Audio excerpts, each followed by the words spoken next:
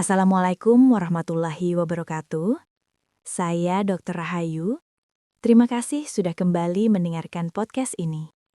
Hari ini kita akan membahas satu hal yang sangat sering saya temui di ruang praktik, tetapi jarang dibicarakan secara terbuka, yaitu rasa malu lansia saat membahas hubungan intim.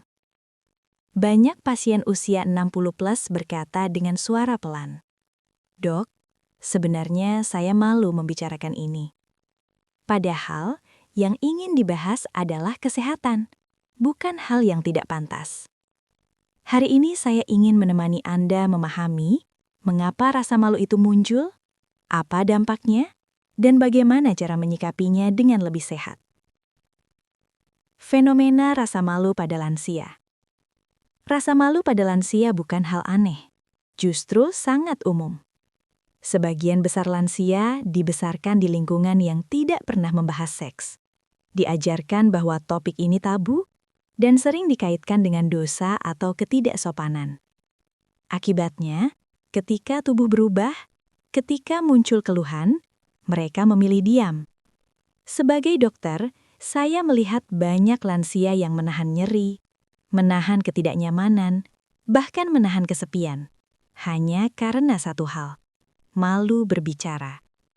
Padahal, rasa malu itu tidak membuat masalah hilang, hanya membuat masalah tidak terangani. Akar budaya dan pola asuh. Mari kita jujur, banyak dari kita tumbuh dengan kalimat, "Jangan ngomong begitu. Itu tidak sopan. Orang tua tidak pantas membahas itu."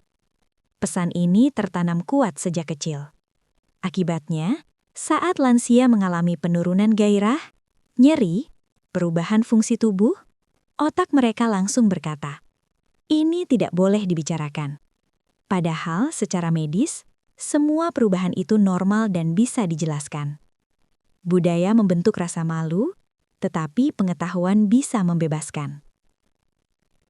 Dampak medis dan psikologis rasa malu. Rasa malu yang dipendam terlalu lama dapat menyebabkan dampak medis, keluhan tidak terangani, penggunaan obat tanpa konsultasi, kondisi makin memburuk. Dampak psikologis, merasa tidak normal, kehilangan percaya diri, merasa sendirian, depresi ringan hingga berat. Yang paling sering saya dengar, "Dok, saya pikir hanya saya yang seperti ini." Padahal tidak. Banyak lansia mengalami hal serupa, hanya saja tidak berani bicara. Perbedaan pria dan wanita dalam rasa malu. Rasa malu pada pria dan wanita berbeda bentuknya. Pada pria, malu karena takut dianggap tidak mampu. Malu karena harga diri. Malu karena tekanan harus kuat. Pada wanita, malu karena tubuh berubah.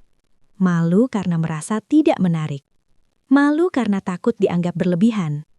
Keduanya sama-sama menderita, tetapi dengan cara yang berbeda.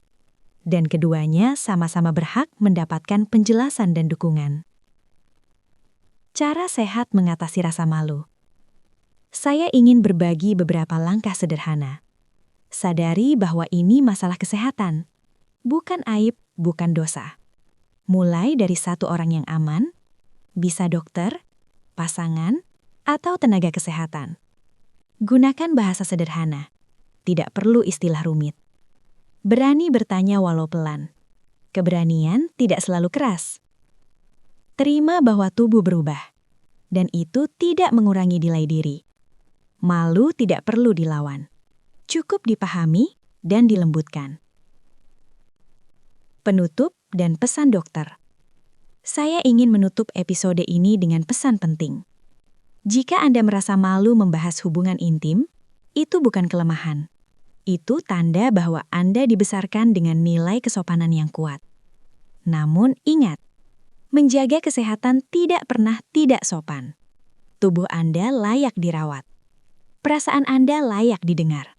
Dan usia tidak pernah menghapus hak untuk merasa dekat. Saya Dr. Rahayu. Terima kasih sudah mendengarkan dengan hati terbuka. Sampai bertemu di episode berikutnya. Wassalamualaikum warahmatullahi wabarakatuh.